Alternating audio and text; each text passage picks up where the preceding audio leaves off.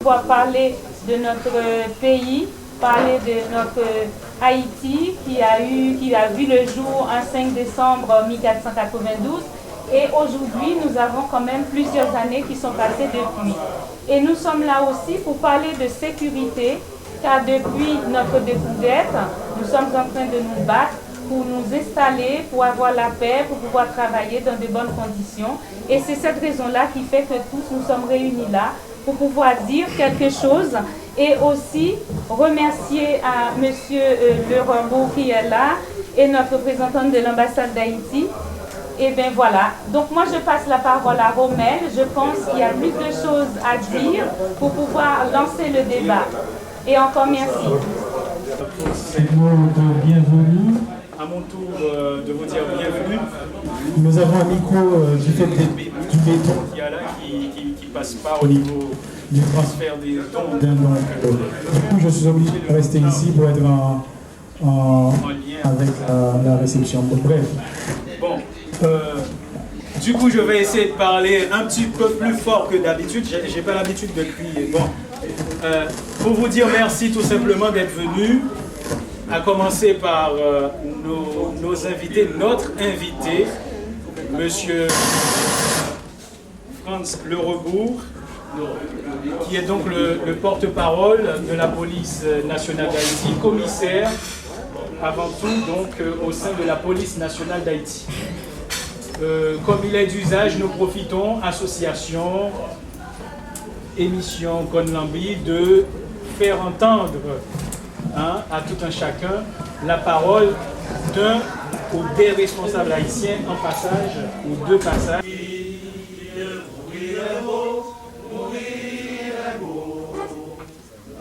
Notre passé nous crie et la maladie. Mourir est beau pour le drapeau, pour la patrie. Mourir est beau pour le drapeau, pour la patrie, le pays, pour les ancêtres. Marchons unis, dans nos rangs, point de traître, du sol soyons seuls maîtres. Marchons unis pour le pays, pour les ancêtres. Marchons unis pour le pays, pour les ancêtres. Merci. Bien sûr, le rond-point des artistes qui nous accueille aujourd'hui. Nous n'avons pas toujours la chance d'avoir un cadre aussi agréable et prestigieux, il faut dire, pour nous retrouver tous ensemble. Merci donc en particulier M. Dodov qui nous a donc donné l'occasion de nous réunir ici. Et M. Alexis. Bien sûr, j'ai dit tous les responsables, le big boss, l'un des big boss derrière moi, qui se cache, mais il est là, M. Alexis. Voilà. Donc merci en tout cas, merci de nous accueillir aujourd'hui. 6 décembre 1492 et hier on était le 6 décembre 2008, ça fait 1516 années. Donc comment va se dérouler le programme de cette soirée? On a déjà notre hymne national qui a été entonné par vous-même. Et en plus, on va faire ce qu'on appelle une présentation de cette soirée, comme Romel a si bien fait tout à l'heure. Donc il vous a rappelé qu'est-ce qu'on va débattre, qu'est-ce qu'on va faire surtout avec notre personnage du jour, M. Franz Lerembourg, qui s'est porté volontiers pour vous parler aujourd'hui. Moi, je vous dis très bien, lui, il va vous parler, mais en nom propre. Parce que c'est pour éviter tout amalgame, puisque M. Lerembourg, en ce qui concerne... Allez vous ressourcer un peu au pays. Donc autant vous essayer de vous rassurer par rapport à ce qui se passe là-bas. Et on dit beaucoup de choses dans la presse internationale, il est vrai. Des fois pas bonnes du tout, des fois un peu mauvais, mais ce qui est important, c'est de pouvoir situer le contexte de la chose. Et si on est loin de ce qui se passe, il n'est pas évident qu'on ait un vrai topo de la situation. Et c'est ce que je vais essayer de faire avec vous. Mais beaucoup plus que ça, je veux essayer surtout de poser le problème avec vous. Vous avez probablement vu sur le flyer qui a été délivré et comment la question a été posée.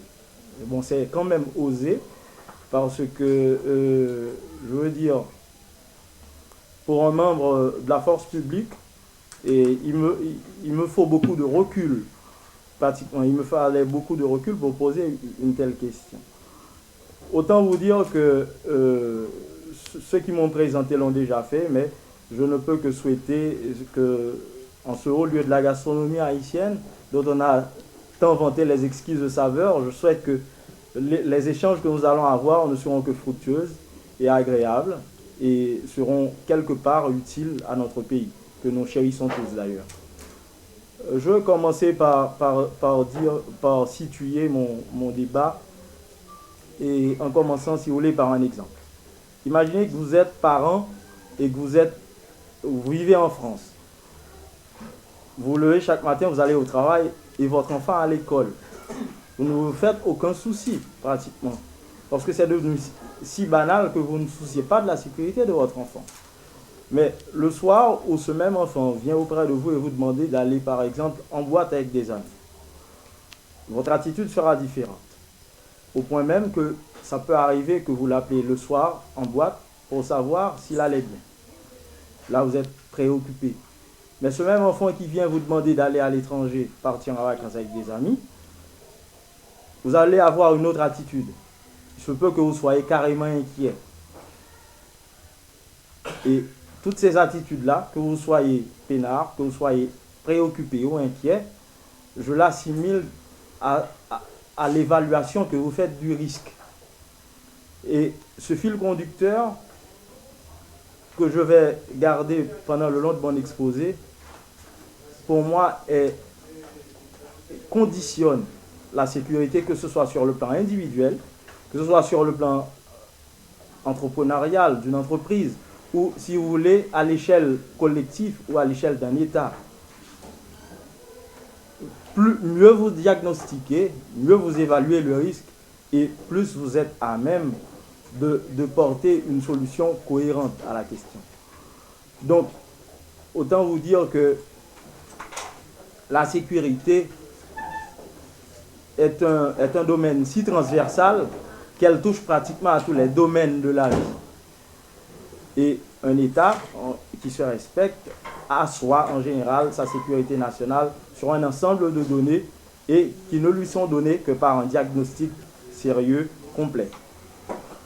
Je veux prendre un exemple, par exemple, un pays comme Israël, entouré de voisins qui normalement lui sont carrément hostiles, mais là, le seul moyen que détient un pays pareil pour subsister, c'est de renforcer sa sécurité. Cela explique par exemple que les services de renseignement leur ont permis de clouer au sol pratiquement en 1967, lors de la guerre des 6 jours, toute l'aviation égyptienne et en 6 jours, mettre hors d'état de nuire 3 nations hostiles, la Syrie et l'Égypte et j'en passe.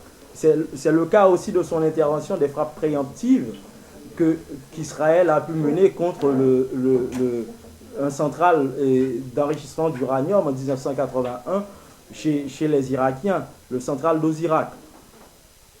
C'est dire que la sécurité nationale d'un pays est quelque chose qui peut porter cette nation à prendre des décisions assez, si vous voulez, assez extrêmes, mais qui ne doit pas remettre en cause la sécurité de ses citoyens eux-mêmes.